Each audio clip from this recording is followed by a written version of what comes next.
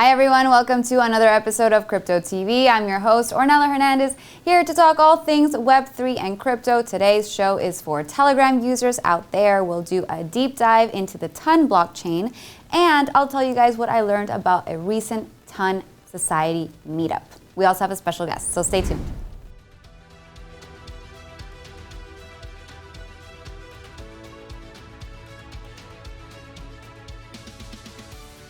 So lately, I've been doing some deep dives or analyses of different crypto and Web3 projects that have come to my attention, whether because they are launching tokens soon, or KOLs are talking about them, or they just simply popped up on my radar and I wanted to investigate a little more. So today we'll talk about the TON blockchain. Recently, I attended a TON Society meetup in Dubai. TON Society is a community of developers, contributors, ambassadors, and enthusiasts of the TON blockchain, which was originally developed by Telegram. Yes, the messaging app. According to the TON Society website, it is made up of dreamers and innovators from around the world who are creating a better future and solving the problems of today. And there are regional hubs around the world. UAE is one of them. There's also in Europe, in Turkey, Korea, India, Hong Kong, UK, and Russia. Basically, TON Society organizes meetups, hackathons, workshops, and parties related to the TON blockchain as a way to develop brand awareness. While at the TON Society meetup in Dubai, I got to speak to those in charge of events and growth at TON Society, and I also spoke to the gaming lead at the TON Foundation, which is the non-profit association of TON blockchain ecosystem. So I'm going to share with you all what I learned from these guys, but before that, I'll get into the weeds of TON and its blockchain and its relationship with Telegram. TON originally stood for Telegram Open Network back when it was initially launched by Telegram in 2018. However, due to regulatory challenges in the US with the Securities and Exchange Commission, or the SEC, Telegram withdrew from the project in 2020, leaving TON in the hands of independent developers. And this led to the establishment of the TON Foundation in 2021. That's when the acronym TON changed to the Open Network. It's an open source platform with its native cryptocurrency, TONcoin or TON, being used for various network operations, transactions, games, and even collectibles that are built on TON. So I didn't realize all of this before attending this meetup, but the amount of activity on TON is huge. And it makes sense, given that Telegram is the fourth most popular messaging app globally. After WhatsApp, WeChat, and Facebook Messengers, Telegram has nearly 200 million daily active users. And newsflash, Telegram is not just a messaging app anymore. It has a bunch of other uses now, ranging from providing news updates to weather forecasts, to portfolio tracking, to translation, to gaming, and even payments. And it's thanks to its chatbot capabilities. And the most popular apps are what are called mini apps, mini applications, that developers build on TON. They provide a web interface that resembles a regular website, but it's all in-app. And most of these mini apps are games, in particular games that you can earn money on. Open Telegram and search NotCoin in the search bar, and you'll see the most popular mini app on TG right now. And there's also casinos and gambling bots galore. More importantly, however, there is a self-custodial wallet within Telegram called TON Space that allows users to manage their TONcoin tokens and native collectibles. So anything you earn from these mini app games will be held in your wallet. And access to your wallet and any mini app looks like any other chat that is listed on your chat feed. So it's a super easy user interface, which I personally appreciate. Now, something else that caught my attention is Telegram's recent announcement that it will start to share advertisement revenue with channel owners. So channels are the feeds for broadcasting messages to unlimited audiences. And the news is that each channel owner on Telegram will receive 50% of the ad revenue generated in their channels, creating a new revenue sharing model that uses TONcoin as the exclusive payment currency. Now, this news generated a ton of excitement for the Telegram community and the cryptocurrency ecosystem as a whole in general. It actually helped to boost the coin's value significantly in the last month, as we can see in this chart. All right, now back to the Ton Society Meetup. When I spoke to Kate, who is the events lead, and I asked her what the main benefits of being a Ton Society member are, she named 3 things that it offers. The first one is for sure it's knowledge, because we always provide the workshops of different kinds of workshops, different kinds of meetups, like in different parts of the world. Finally, we have more than 9 hubs, and we will have one more hub in April. We will have more hubs in future. And the second point is for sure this is the networking, because when you go to our meetups, you can easily find your future employers, your future friends, your future developers, etc. of your projects. Sure, you have the opportunity to communicate with Ton Foundation representatives who are very often our guests and speakers. You can hear all the information, sometimes exclusive information for our Ton Foundation representatives. We are trying to do all our best to provide the best informative support and to attract as many people as we can. And the third point is this is opportunities. Roughly speaking, you have lots of opportunities to build on Ton, to develop your project on Ton, to learn how to build. So knowledge, networking, and opportunities to build on Ton and develop your project on the blockchain. Kate also gave a presentation right before I sat down with her, where she filled the audience in on the latest events that the Society has hosted. You can check out this presentation on Web3 TV. The other presenter that night was Eugene Anise, who is the growth lead at Ton Society's Europe Hub. We spoke about the explosion of developer activity and mini apps on the Ton blockchain. Listen to what he had to say. Today I used, for example, wallet. I used the OnTon bot, the one with our event management tool.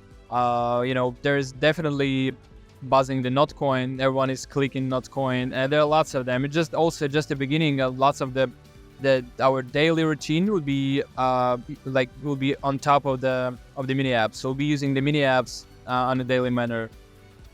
A lot of them, though, I feel like are games to make money, right? Like there's Free Casino, Notcoin even, you can earn coins or tokens. So what other types of applications are being built on the Ton blockchain? Well, so obviously financial, right? The DeFi as well. The market is pretty great. So we see lots of new projects coming into blockchain and choosing Ton blockchain because of this, mobile-friendly ecosystem, right? Because it goes through the mini apps. So I'm bullish on games on Ton.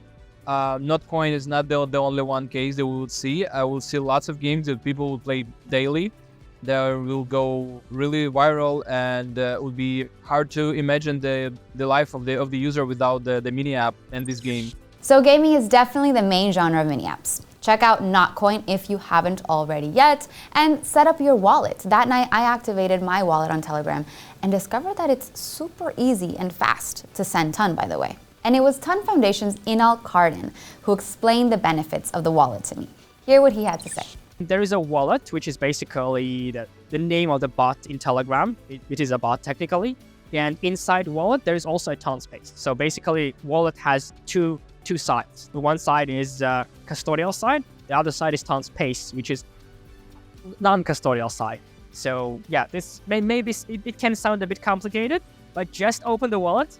Just go to Telegram, right in the search bar, you can type @wallet. You'll find the bot. Just open it, try to use it, and you'll find that this is probably the easiest onboard into Web3 that you can ever find. So just try that. I also asked him about Telegram's comparison to the Chinese super app WeChat. Listen to this. So do you think that Telegram is trying to become the next WeChat, or should try to be the next WeChat? I don't think we can say Telegram is becoming next WeChat. There are differences, big differences, but I would say Telegram is becoming a super app, as many other apps. WeChat is not the only super app, right? There are other super apps as well. But there are huge differences between WeChat and Telegram, because first, WeChat is only Chinese app, right? This is for one country with one culture, and Telegram is absolutely different. Many countries, many cultures, many usage patterns, let's call it so. I mean, people use Telegram in a different way in different countries. You just mentioned that. I mean, you use Telegram, you do not use, I don't know, channels, bots, etc. But many people use channels, bots, communities, everything in Telegram. They live in Telegram, basically. So, yeah, I'm saying that WeChat and Telegram, they are different. They are not same. And I don't think Telegram should repeat something after WeChat. But at the same time, I think we can see Telegram becoming something more like a super app, as WeChat is and many other messengers are. And the fact that it has a native Web3 integration, of course, is a huge differentiating factor than any other messaging app out there.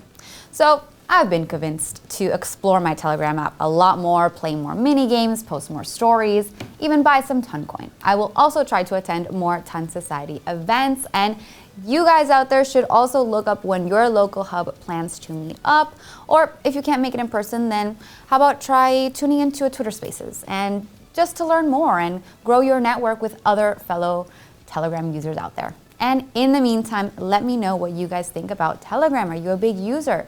Ton Blockchain and Ton Society, I want to know. I want to hear from you. Also, let me know if there are any other companies or projects that you want me to look into. So don't go away, because we have a special guest joining us on Crypto TV that you don't want to miss.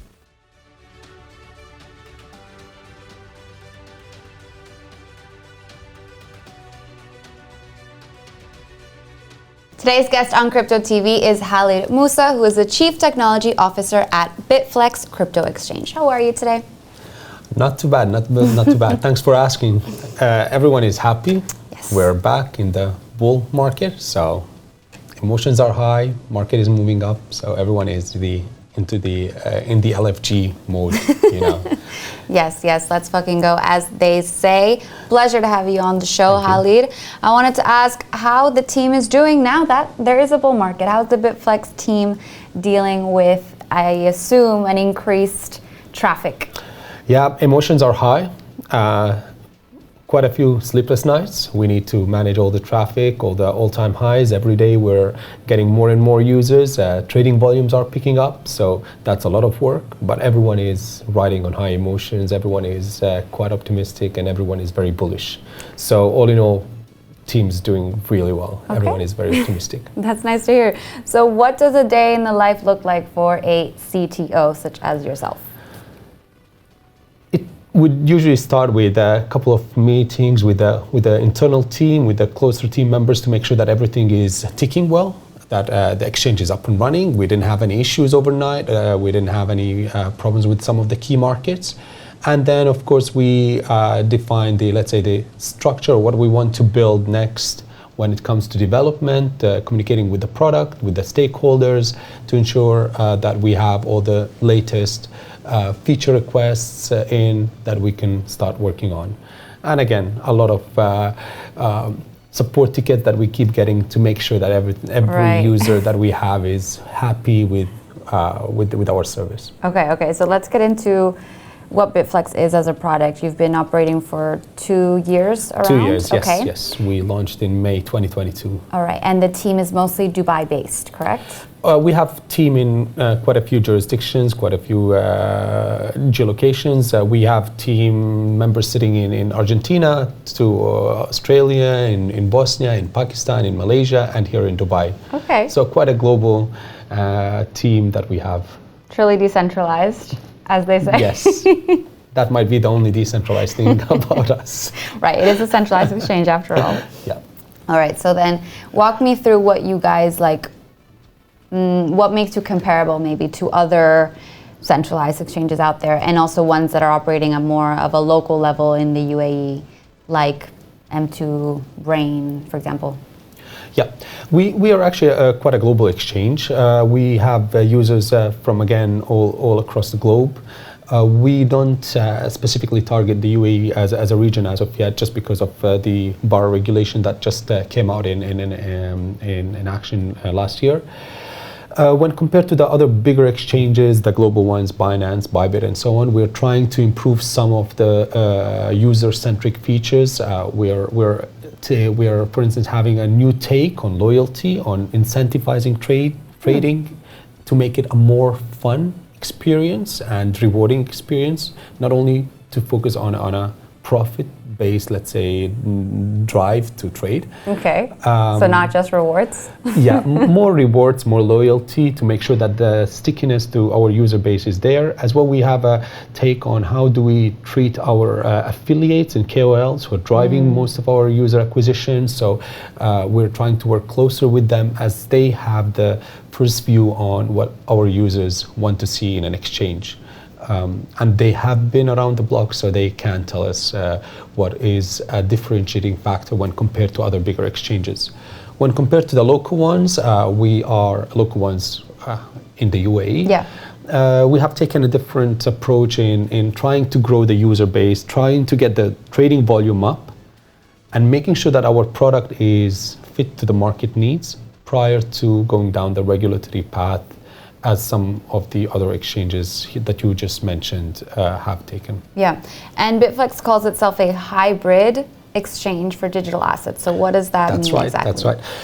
That is the idea on how Bitflex came to be back in 2022. So what we launched with was a hybrid model of an exchange, where we wanted to make sure that users can have full custody of their assets while trading on a centralized exchange. So if anything happens similar to what happened with FTX, you as a user would eventually be able to withdraw your funds easily, despite whatever is happening with you as with an exchange as a technology.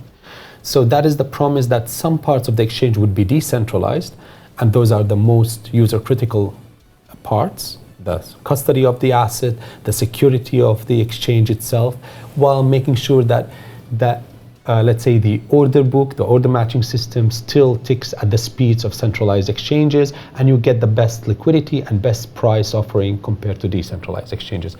Quite a mouthful, but if you think about it, it's quite easy to understand from the user perspective. Well, it all sounds good. It means that we have custody of our funds, and we may not have to, as users, we may not have to worry about if something happens to exchange being able to take out our money. That's right. Okay, in theory, this sounds great, but what about those who still have trauma from FTX? How can they learn to trust a centralized exchange again? So that's the whole premise of being a hybrid exchange. We are still in R&D mode, trying to get these, let's say, Web3 parts into our exchange, to make sure that users would have custody of their assets. When that happens, you as a user, whatever happens with the centralized exchange, would have full control of your funds. And that makes you feel a bit more secure. And then, of course, the regulatory frameworks that are popping out all across the globe in different jurisdictions are going to help make sure that the rest of the operations of any exchange is going to be more controlled, more secure towards the users and investors. Yeah, so then what is your strategy when it comes to dealing with regulators in the different jurisdictions that Bitflex operates in?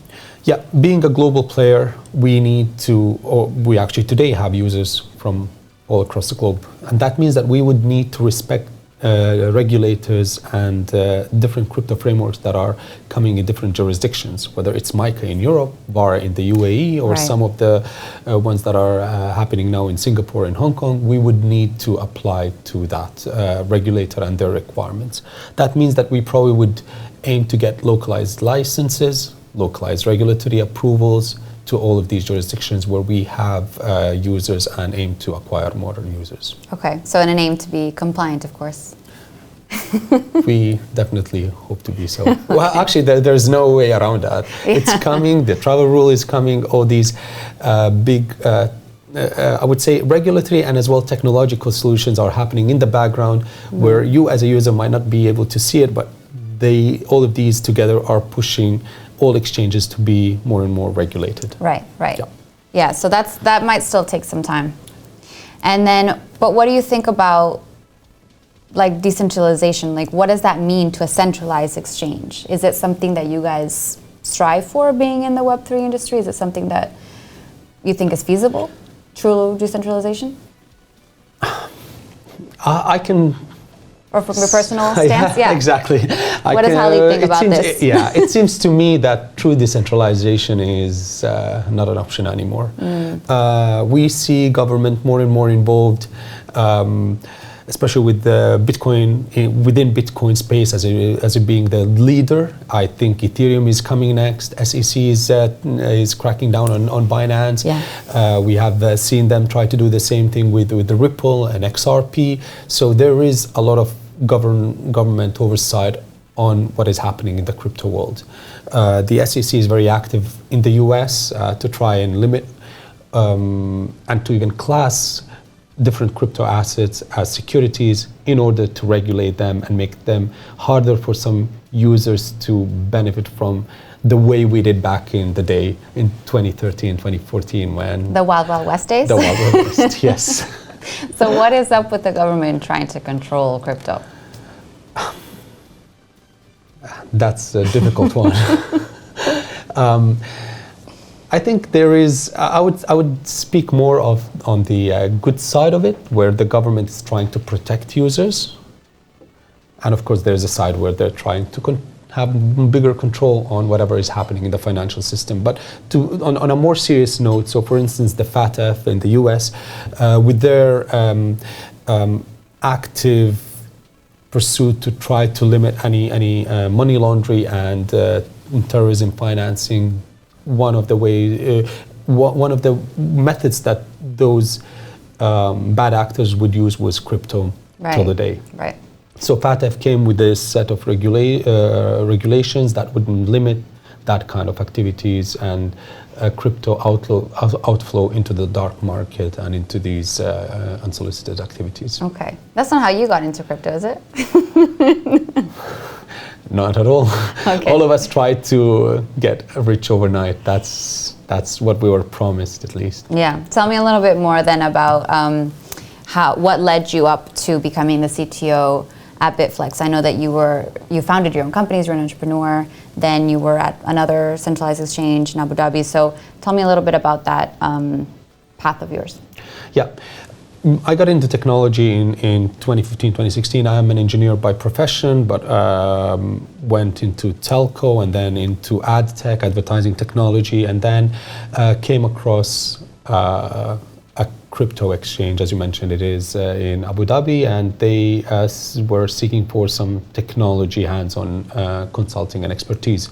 And I joined them initially as a interim CTO, and then moved full-time with them, and that's how my journey started as, let's say, technology leader within a crypto exchange. Of course, that helped me getting exposed with regulatory frameworks quite early on, because Abu Dhabi was one of the first global frameworks that came up from FSRA and the ADGM, and the exchange I was part of previously was one of the first that received the operational license to operate as a regulated exchange, I would say even worldwide. Okay, but it's not in operation anymore, correct? Not in operation. Okay. And that's just a proof how regulatory requirements might be difficult on a startup and expensive to run and manage an exchange. Yeah. Any other lessons or takeaways as a CTO of an exchange? Or just from your experience in the industry? I would say enjoy the bull run while it lasts. It's happy times now. Just we need to make sure that we are secure, safe with our investments. Always try to diversify. Always try to be safe, and that's what we say. Stay safe. Stay safe out there, friends. Crypto, yes. Space. All right. So what is next for Bitflex? Can you walk me through maybe next 6 months or next couple quarters?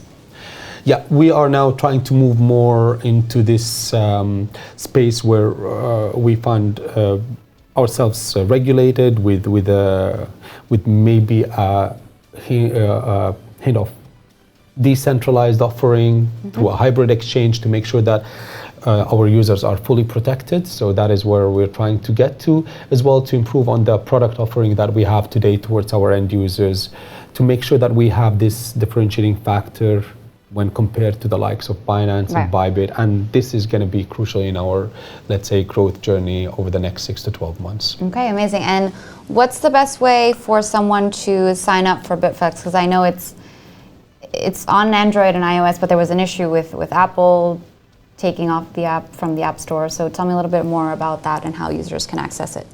Yeah. Today you can download the app on both iOS and Android. With the iOS, there is a caveat that you need to use test flight, and this is a limitation that is not exclusive to Bitflex. A lot of other exchanges have had that problem because Apple nowadays is trying to control this space in a way that seems very, I would say, vague. There are no clear requirements on what exactly they require to have the app listed officially.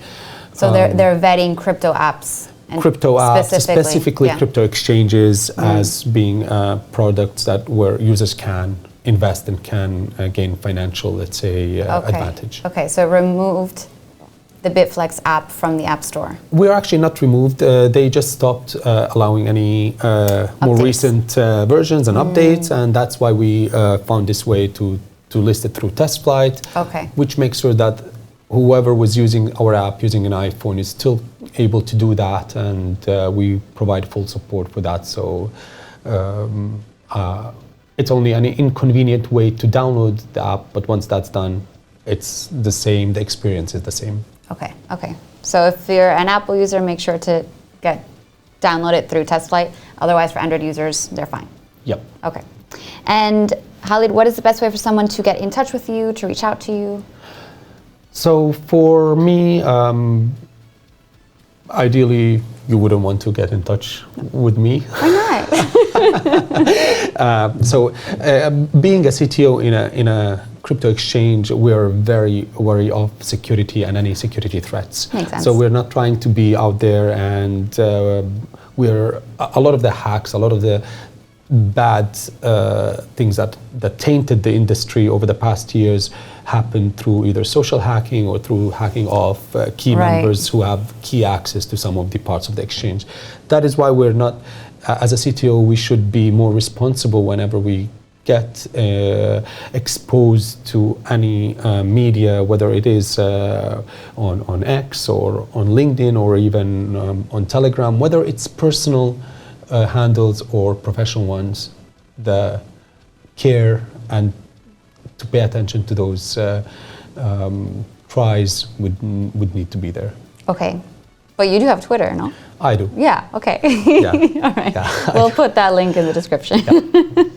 Or X, I mean. Yes, X. All right. Well, thank you so much for your time today, Halid. I learned a lot. Thank you. And everyone, make sure to follow Halid on X if you would like. And check out Bitflex if you haven't already. And stay tuned for the rest of Crypto TV.